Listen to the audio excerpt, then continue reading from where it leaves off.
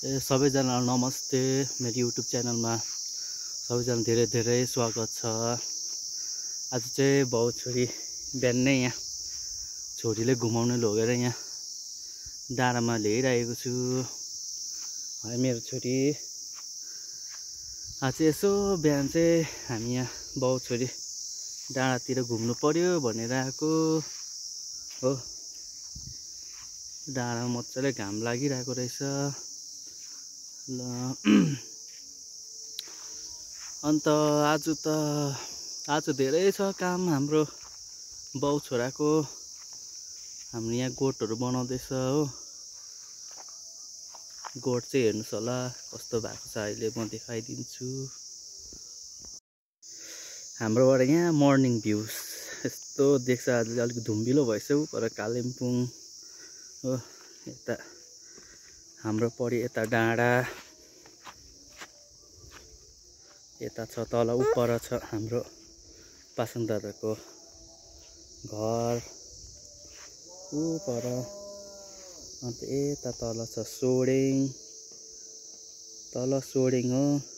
यतापट्टि टिस्टा भेली, यतापट्टि चाहिँ कालिम्पोङ। आज धुम्बाले गर्दा त्यस्तो राम्रो देखेको छैन। यतापट्टि भयो हाम्रो गाउँघर। अब म तपाईँहरूलाई म र आप्पाले बनाएको गोठ पनि तपाईँलाई देखाउनेवाला छु। अन्त यहाँ यो चाहिँ पुरानो गोठ हो। हामीले यही पुरानो गोठ भयो भनेर चाहिँ हामीले उतापट्टि नयाँ गोठ बनाउँदैछ। त्यो पनि धेरै वर्ष खप्यो, नभनेको पनि 3 वर्ष त खप्यो यो बाँसको। अब उतापट्टि चाहिँ यहाँ म र आप्पाले बनाउँदैछ हो। यतापट्टि गोठ चाहिँ त्यसको माथिल्लोपट्टि म छेउबाट पनि देखाइदिन्छु। यहाँ हेर्नुहोस् होला हो यस्तो। यो पालि चाहिँ बाँस होइन बोल हो। यो पालि चाहिँ एकदम बलियो बलियो कटुस र धुप्पीको बोल हो। माथि डल्डाले बाँसको छत। यहाँ मल तान्ने वाल पनि मजाले चटक्कै लगाएको छ हो। मैले लगाएको, यो मिले पनि नमिले पनि र पनि मल ओह्रालो उयो गर्दा चाहिँ सजिलो हुन्छ भनेर चाहिँ यहाँ बनाएको छु हो। आज चाहिँ हाम्रो काम बाउ छोराको काम चाहिँ आज यहाँ अलिकति छ, 15 वर्ष जस्तो लाग्छ। पर चाहिँ बाँस पुगेको छैन हो। त्यहाँ चाहिँ अलिकति बनाउनु पर्छ बाँस ठोकेपछि तपाईँको आयो यतापट्टि यो भुइँ सोलिङ हुन्छ हो। यहाँ ढुङ्गा थुपारेको छु। अन्त यही पुरानो गोठको ढुङ्गा सोलिङ यता हामी छाप्नेवाला छ। अन्त यो माथि पानी बग्ने चाहिँ एउटा परबाट ठुलो भालु बाँस हेरेर नाला बनाउने। अन्त यता चाहिँ हाम्रो गाई 2टा अँट्छ। अन्त यतापट्टि चाहिँ घाँस ल्याउने यो यहाँ चाहिँ घाँस ल्याउने। अन्त यताबाटको नजारा चाहिँ यता चाहिँ तगडा हुन्छ। यो सिँढी भएकोमा चाहिँ तगडा घाँस हाल्ने, उतापट्टिबाट पनि हुन्छ घाँस हाल्ने। यो कम्प्लिट भइसकेर तपाईँहरूलाई म देखाउनेवाला छु। अनि हेर खुसी छ बाउले घुमाउँदा होइन? खुसी रहेछ मेरो छोरी। यता चाहिँ हाम्रो घर पर्यो हो। यता मजाले घाम ब्ल्याङ्केट सुकाइरहेको छ। आज चाहिँ घाम चाहिँ मजाले लाग्छ यहाँ। यता हाम्रो गीताज्यूले लुगा धुँदैछ। यता पानी। हामी जानुपर्ने चाहिँ पर माथि जङ्गलतिर बाँस काट्न अहिले खाजा खाएर। यस्तो टेलिकास्टिङ हाम्रो घर त ल। हामी चाहिँ घरबाट निस्किसकेको छ बाँस काट्नु गोठको लागि। म आमा आप्पा पिडी मामा चाहिँ बाँस काट्न हामी जाँदैछ ल। हामी जाँदैछ। फर्सी फलेको छ कि छैन भनेर तल त घुसेको हातपाती हो आउने पिडीमामा आउँछ त हामी बाँस काट्नु जाँदैछ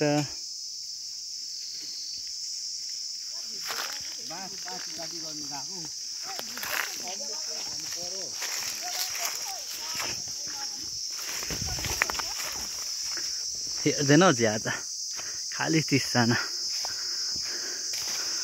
आमा यो हिजो तर हामी त यहाँ उयो म र आप्पा हिँडेर बाटै बनाइसकेको छु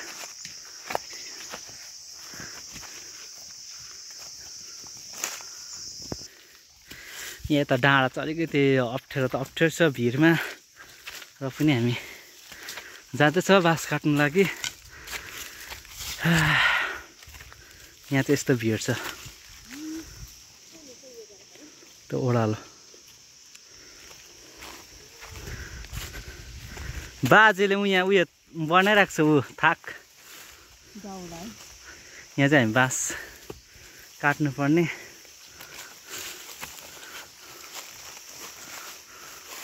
तल चाहिँ भिरालो छ एकदम त्यस्तो भिर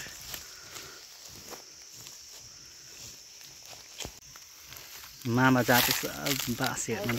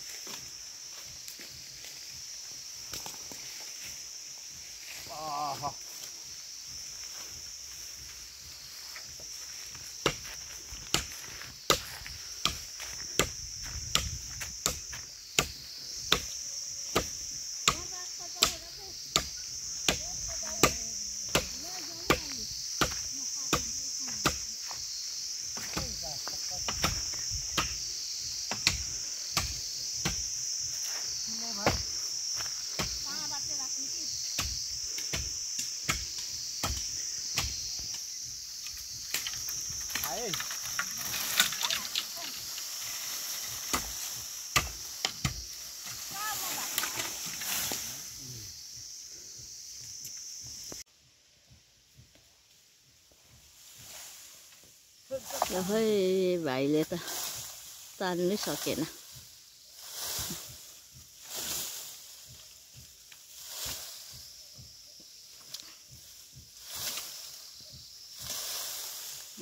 त्यो चाहिँ घाँस राख्नु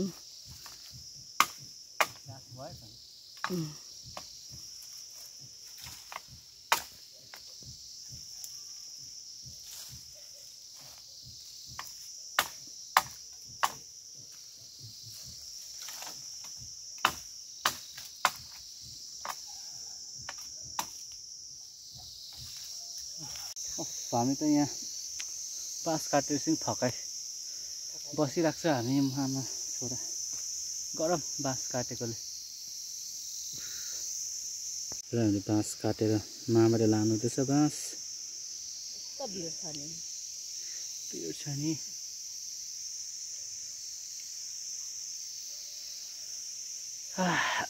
बाँस गाडी